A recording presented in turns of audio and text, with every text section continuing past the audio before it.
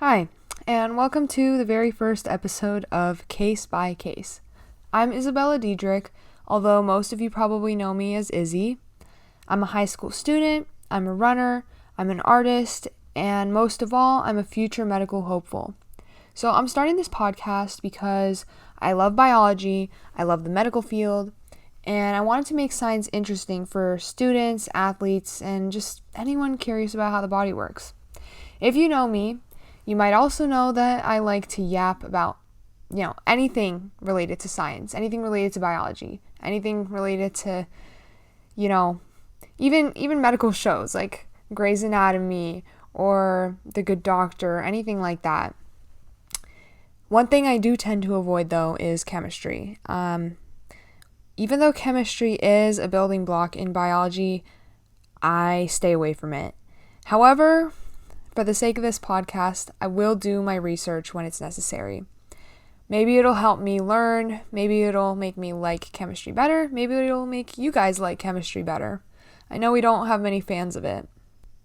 So, in order to make this podcast, I'm basically going to be doing my own personal research, but I'm also going to take what I learned from class, which this first episode is actually going to tie into a little bit of what I've been learning, mostly about acids and water and stuff like that.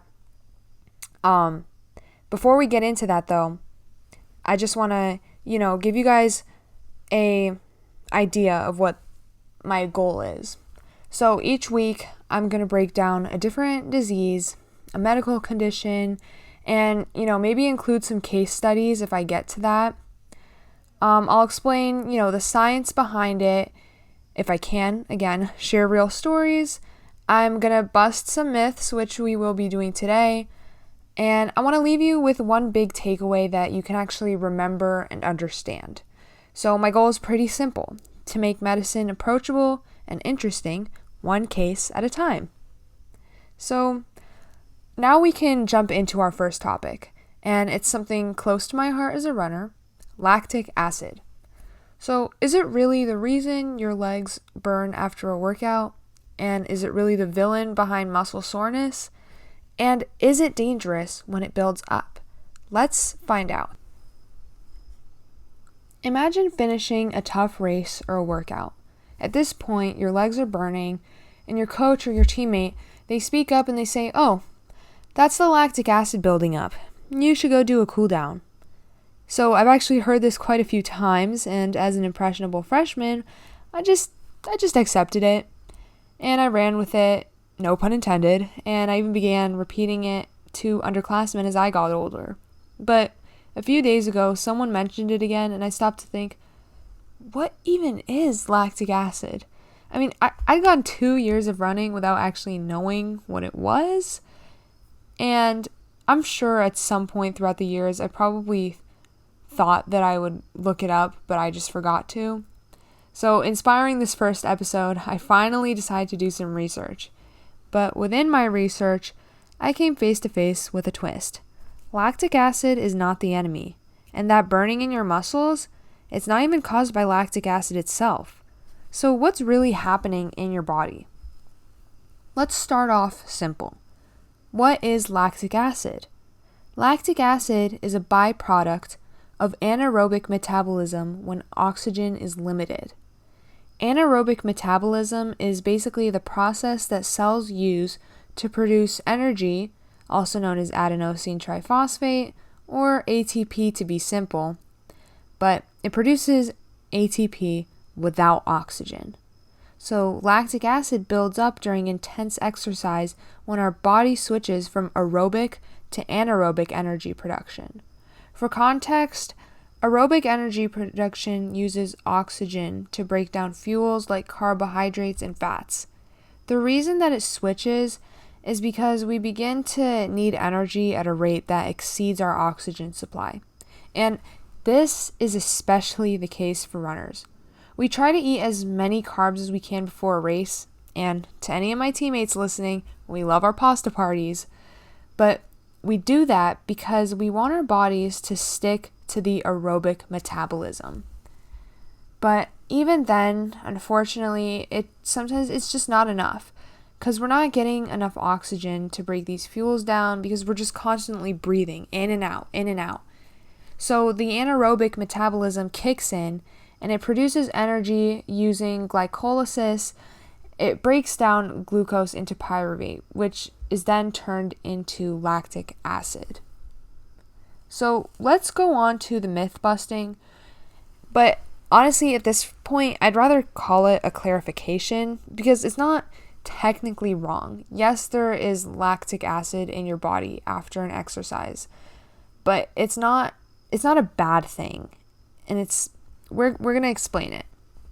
So anaerobic metabolism produces lactate, which isn't really lactic acid. In your body, it's lactate plus hydrogen ions. The burning feeling is from the hydrogen ions lowering the pH in your muscle cells, not the lactate itself. Lowering the pH increases the acidity, which irritates the nerve endings within your muscles. This cellular process is called acidosis. So your body actually produces lactate to help buffer the hydrogen ions, which slows the rate of acid buildup. So now for the authenticity, I'm going to take a look at my notes and I'm going to explain to you guys what is a buffer. So basically, a buffer is a solution that resists changes in the pH. And in our body, it's the carbonic acid system in our blood. And it uses carbonic acid and bicarbonate to keep the blood pH stable. And what it does, it works by converting excess acid or base into a weaker form. But sometimes there are byproducts, and lactate is a byproduct of anaerobic metabolism that also helps it helps balance out the pH. So basically, most buffer solutions are made up of a weak acid and its conjugate base. And in this case, the weak acid is the lactic acid, and its conjugate base is the lactate. A conjugate base is the chemical species that remains after an acid has donated a proton in a chemical reaction. The burn and soreness you feel during and after workouts are caused by leftover hydrogen ions and other metabolic byproducts, not the lactic acid itself. Now, we're throwing around a lot of words, and unfortunately, I don't think it's gonna get any better, but here's a fun fact. Your liver actually turns lactate back into glucose in a process called the Cori cycle. Through gluconeogenesis, which, in my opinion, is a pretty fun word. Gluconeogenesis. I like that. Anyway, your liver converts the lactate into pyruvate, which is a 3-carbon keto acid, and then it uses this pyruvate to synthesize glucose. So you're literally recycling your workout waste into fuel. I mean, I think that's pretty cool. So that's actually why our coaches encourage us to do cool downs. It helps to clear these byproducts by increasing blood flow, which then allows for the Cori cycle to occur more efficiently. Cool downs prevent the buildup of waste, and they reduce muscle soreness and cramps. So if you sit down immediately after a workout, you might feel heavy because your blood flow is slowing down, so the hydrogen is going to clear more slowly. Despite this, the byproducts will still usually be gone from the system, your system, within an hour. Think of lactate like temporary exhaust from your muscles. It's a sign that your engine is working hard, but it's not breaking down. So, for athletes, lactate buildup is temporary and it's not harmful. But you do need to watch out because in medicine, there's something called lactic acidosis, which is different from acidosis on its own. Lactic acidosis can be life-threatening.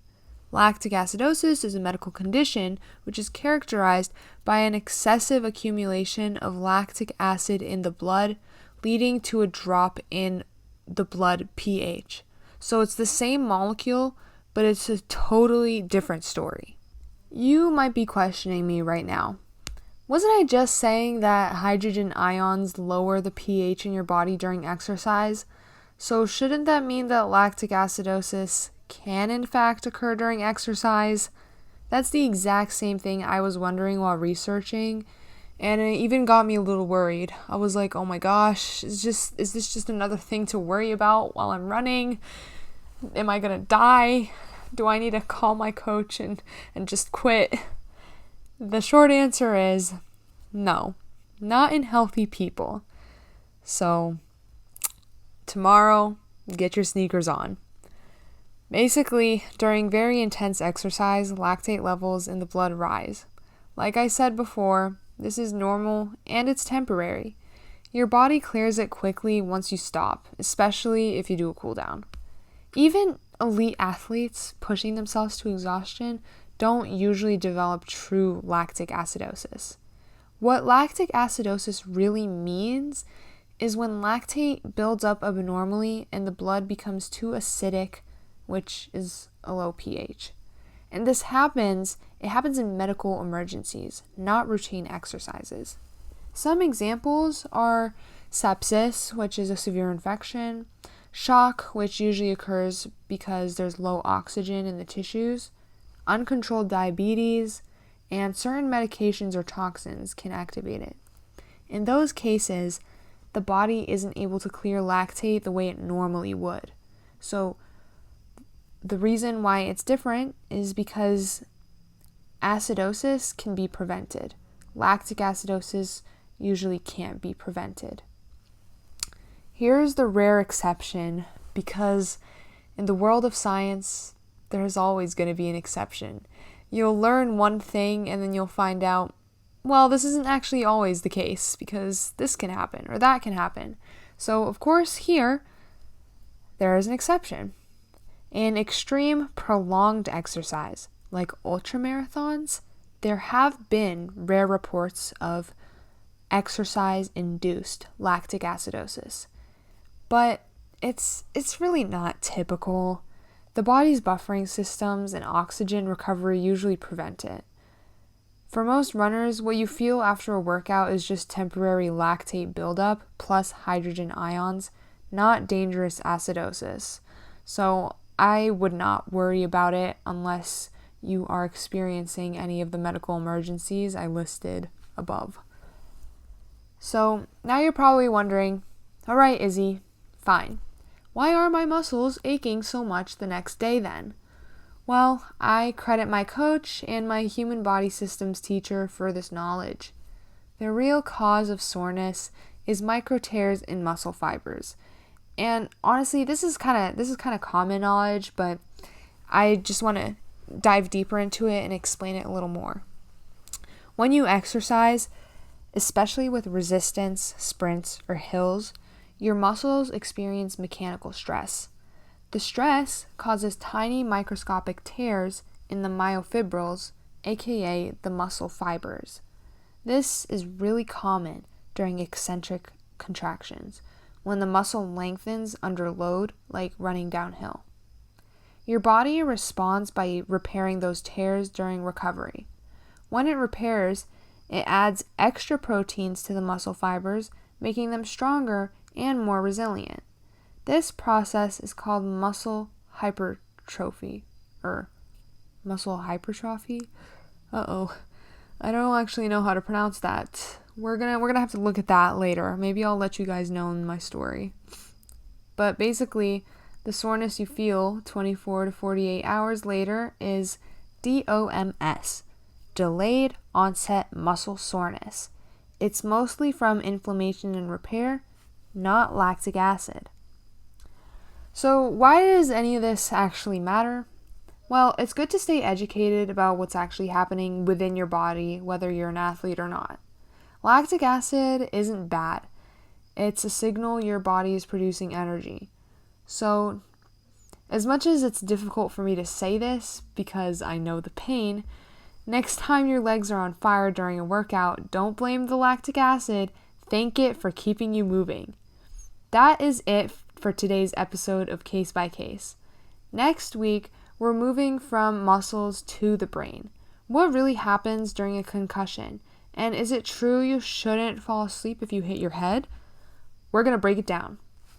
Thank you so much for supporting and listening to the first episode of my passion project, Case by Case.